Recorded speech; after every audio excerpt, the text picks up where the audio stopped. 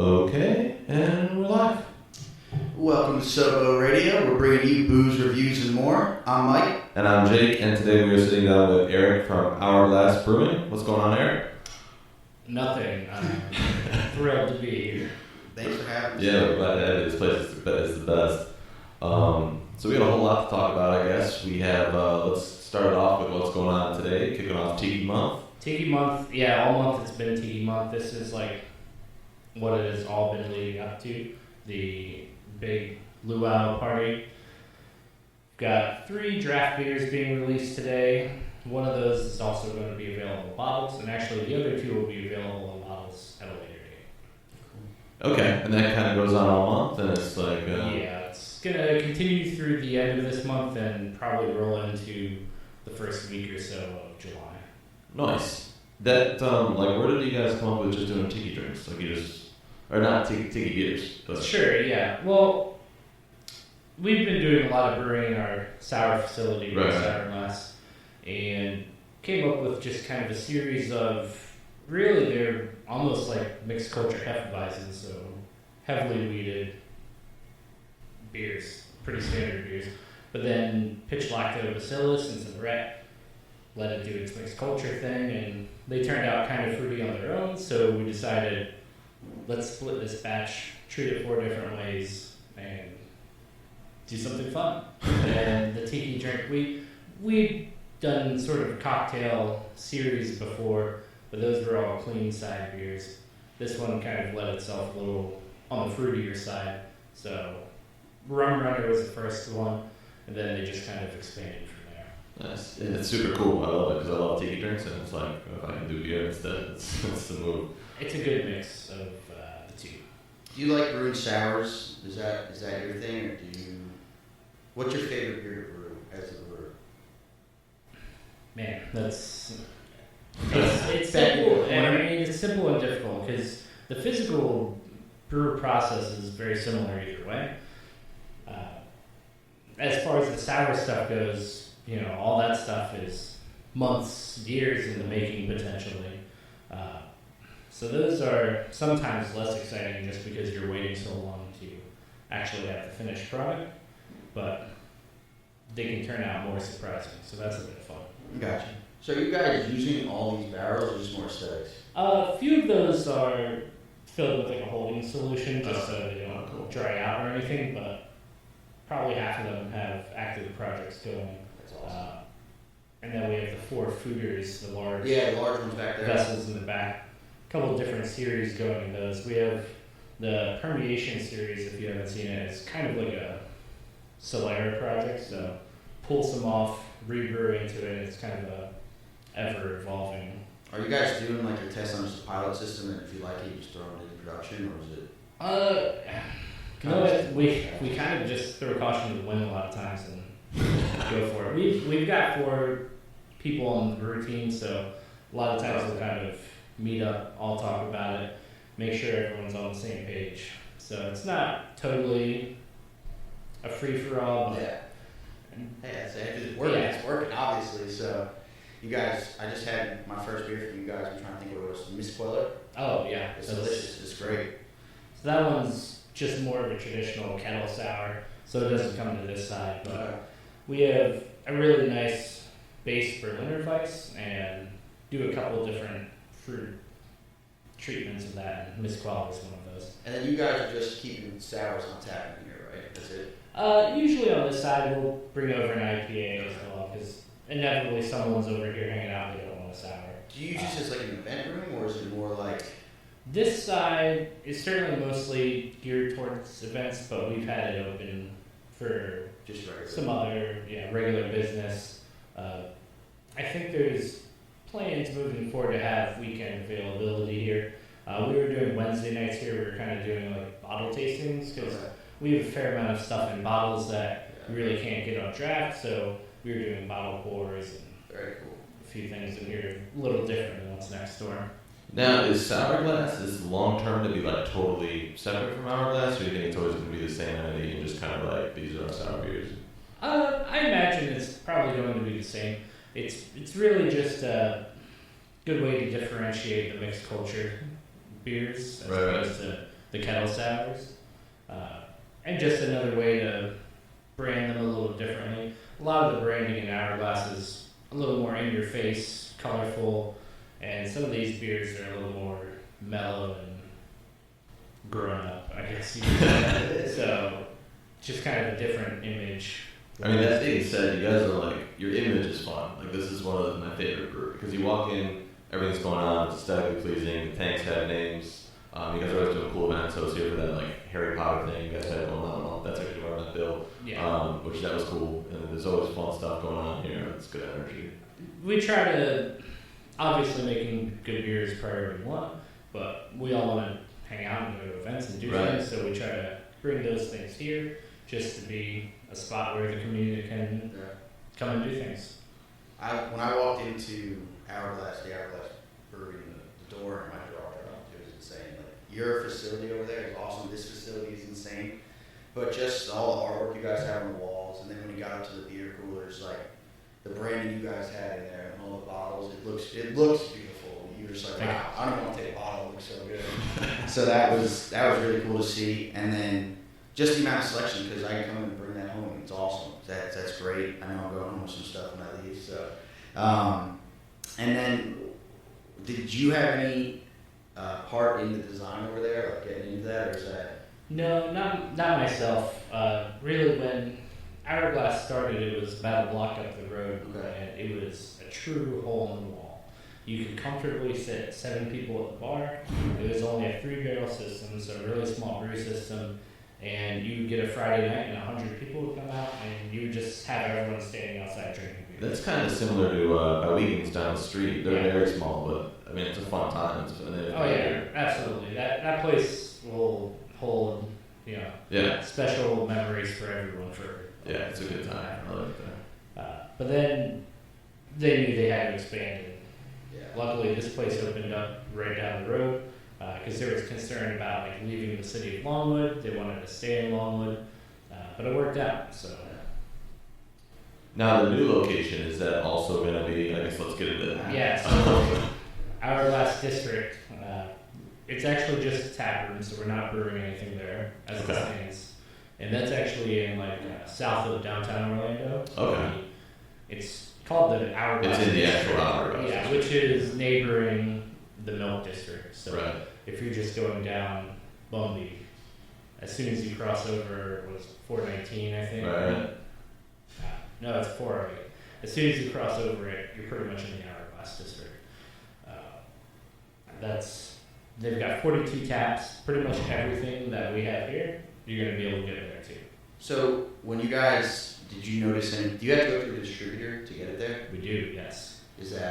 That's an awesome process. Yeah, could imagine. So we're with Progressive Distribution. Shout out. They do awesome work for us. But they're kind of a smaller local company. They do distribute throughout Florida, but to legally get it there, they have to come here, pick it up, and then take it over there. It's crazy. And you have all the transactions. So basically, they buy the beer from us, and then the tap room has to buy the beer from them. So it's crazy. That's what it's an interesting process. Philip from Wicked Barley, he was telling us that because if they were to open another, he was saying that they use Champion Brands up in Jacksonville, and they said the same thing. It's a smaller distributor. They love working with them because they really make sure that the product's taken care of. And that's what he said. It's just their distribution. He was like, we thought about this so much just because it was so important to us that they were getting a quality beer when it came to them. So that's glad that you guys have the same kind of relationship with Progressive. So that's great. Yeah, we actually started on a different company, a much bigger one, and it was fine for a little bit. But then holiday season came around, and that company did a lot of liquor and stuff too. We didn't move a single keg for 3 or 4 months because they were just pushing that's right great. in your stuff. So we luckily were able to get out of that and onto Progressive, and they do awesome work. Now you guys plan on moving into restaurants and stuff too, or? We have a little bit of that already. We've kind of pulled some of that back, not literally pulled anything back, but just have been sending less out just because with the new location opening. Don't actually have it here. We just sent. It was 15 pounds of beer over there, so a significant amount of product. a lot of beer. Have to figure out how quickly they're going to move it.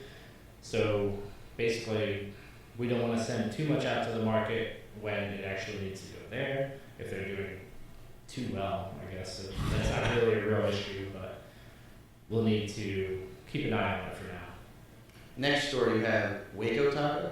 Waco Taco. Yeah. So, has that wall always been torn out, or? There's an interesting story with the wall, and I don't know how legit it is, but it was not. This actually used to be a trampoline gym, like pretty much the entire thing. Okay. Yeah, Sky Zone, like that. it was a rebounders. Okay. But same concept. Yeah. So basically, this part eventually became it, but it was everything on like from here down, that wall down, and it was just a big open side of the building. Then once we came in here, Waco actually used to be a food truck. They still have a food truck, but they used to just come out to our other location, serve tacos and burritos, since we never do food. And then when this was opening up, we knew we still weren't going to do food. Kind of brought in some of our friends to help with that aspect. There you go. Yeah. Now the new location, plans for food, or? Still not doing food, but there's like F&B kitchen down Yeah, there, there's a a lot. whole bunch of stuff right over there. So Not super keen. we're committed to beer, and Right. I just couldn't imagine us working on anything else. That's great though, because the brought some girls with us, and they just put in their order, got their little menu, throw it on the table. Mike trying to flex with the Brussels girls. And yeah, it's cool though, because you just come in and it works. It works out really well. You get to focus on what you want to focus on. Exactly. We get to do that stuff. People can still get food brought to us. They can order anything. We don't care. People will call us up all the time. Can we bring in food? Yes. That's Bring in anything. Nice. How? What size system you guys doing on now? We brew on a 10 barrel. Okay. So still small compared to a lot of big guys out there, but a lot bigger than what we were on before. And you guys pump out a lot of beer, a lot of kinds of beer. If we need to push ourselves, we can brew multiple times a day. So if there's a need, we can certainly pump some stuff out.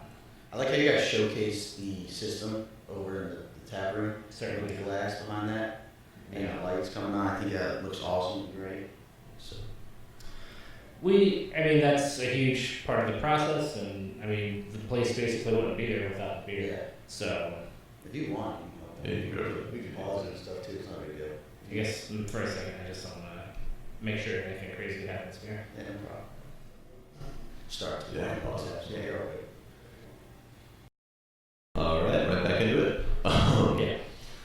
So we just took a short pause to get to go do some bartending.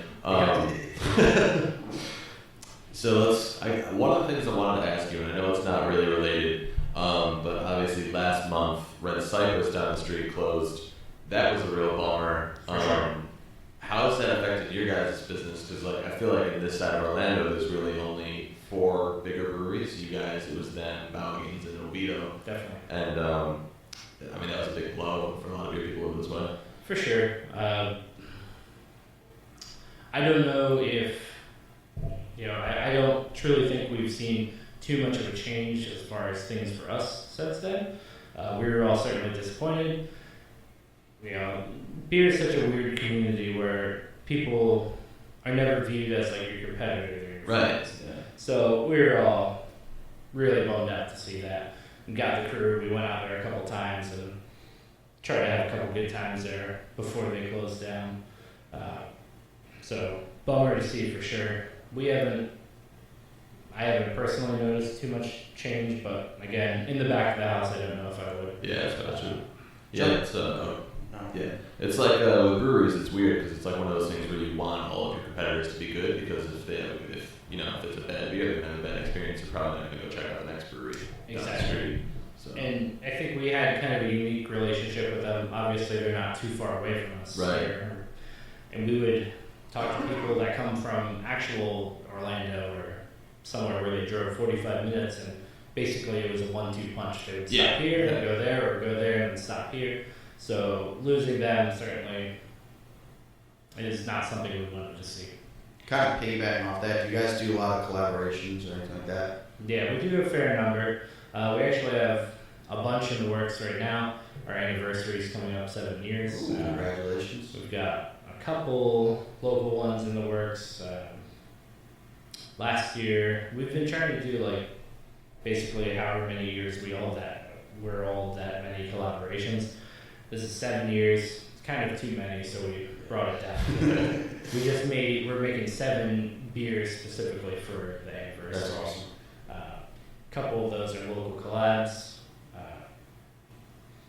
I think we've got something lined up with Ellipsis and with Garrett over at Cyber. So Over at Cyber? Ooh, they're coming up hot. They're doing good stuff. I like that. yeah, we're good buddies with them, so Okay. looking forward to working with those guys. You guys do a lot of events in the sense of bringing people in. Like I know you have Tiki Month, so do you do like a Tiki party with that, or kind of combine? Yeah, we try to keep a fair number of events going, at least a few a month, varying in scale and size, obviously. But we do like comedy. I think it's the first Tuesday of every month or something. Cool. Trivias and bingos, and all the things that people want to find themselves doing In the middle of it. on a random weekday night. That's perfect. I want to slide back to collaborations real quick because I think a couple months ago I had you guys collab with one of those Norwegian breweries. And, That was cool. That was actually for last anniversary. Okay. Yeah, No, which is like the terrible American way to say Norwegian, so you can't actually pronounce it. But the gentleman named Tor actually came over from Norway, and we made a beer with that guy. And that was quite an experience. Super nice guy. And it was just like kind of a hybrid Norwegian and Florida farmhouse. Right. So they do a lot of that sort of stuff. We do a lot of that stuff, so it kind of just made sense. And that was Scorpion, which we still have bottles of, I think. How did that fall into play? Because that's not like a brewery down the street. You just kind of meet them. Actually, and I'm not trying to like toot any horns or anything like that, but that gentleman had tried a few of our beers at like different events. He's kind of their like face of brand the brewery. ambassador. Like they send him over to the U.S. all the time. So at various places, he had some of our saisons and farmhouses and enjoyed them. And they're through the same distributor as us. So they reached out to the distributor, who then came to us like, hey, would you guys want to work with them? And it was a very simple, That's awesome. yeah, of course, That's heck yeah. That's killer. So we did it and sent some emails, and then he came over. So That's great. That's good. That's awesome. What do you think's on the map for you in like the upcoming year? What's your goal as a brewer? mine personally. Your personal. Oh my gosh. Wow. I don't know. Just man, that's such it's a simple but super hard question. Obviously, like ultimately continuing to get better, like hone in some recipes, get out to a few more out-of-state festivals. We do a few of those. We were just in Oklahoma for Prairies for our first festival. That was a lot of fun.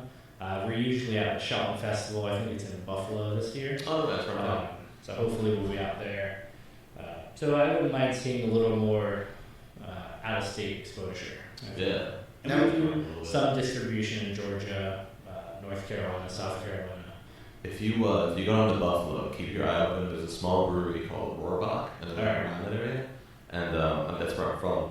But they make a milkshake Neapolitan IPA, and I had it like 2 weeks ago, and I've been craving it ever since. I can't deny. Milkshake IPAs are there's something there. Yeah. We did actually with one of the gentlemen that used to work at Progressive. He's a friend of ours and wanted to make a beer for his birthday, and we're like, whatever you want to do, man. Just nothing artificial. We don't use extracts. We don't do any of that stuff. So as long as it falls into all that, like, let's do it. And we settled on a mint chocolate chip double milkshake IPA. Okay. It was interesting. I'll tell you what, it sold well. It was good for what it was supposed to be, but it's not my particular style. What's your style? And as soon as you said that, I was I was like, going. and give me all the dirty, funky farmhouses. I love those. I'm not afraid of a big pastry stout. I'll try one of those. I don't know, if I find myself going to a random brewery, I'll usually check out like an amber or an ESB, just something really simple to start with. But I'm all over. I'll drink anything basically. No, I just lost it. So, kind of hitting that out-of-state market, if you were to pick, like, this is a weird question, do you have a favorite brewery outside of the Florida market that you're like, they're doing great? Oh, yeah, like for sure. Shout out Listerman in Cincinnati. Listerman, yeah. Okay. Previous job, I used to go up there pretty routinely to train new hires we did software support for car dealerships. And they had a big company out there. I worked remotely down here in Orlando, but they'd fly me out there to hire new people. And I would just peruse the town every night after work and kept going to this Listerman place. And they were pretty small. They started off as a homebrew shop and then started making their own beer. And they were all like exceptional, like even the simple beers were very well done. So everyone there, all the beers were good. Everyone was really awesome. They drove me back to my hotel one night. Like, after I didn't just close the place with them, like they closed it, and then it was like an employee-only bottle share, and like spent the entire night there. And they drove me back to my hotel. But then they started doing stuff with like the Cincinnati Zoo. There was like a baby hippo that was all over the internet a couple years back, like Fiona. They do a beer that benefits that hippo and a bunch of stuff at the zoo, and they're doing all sorts of collabs and doing super well. So I love seeing that. What is, if you had to choose like a hop to work with, what's one of your favorite hops? Oh man. You know that one? Yeah, we here use a wide variety for sure. I don't know if I have a single. What do you think your most common one you guys use? Most common is our most boring one, which is our bittering hop, which is Magnum. Okay. But that all you're really using it for is the bitter beer. We use a fair amount of the juicier hops for IPAs, so El Dorado, Azaka, stuff like that. But we actually have a lot of success with some of the South African varieties, African Queen, Southern Passion.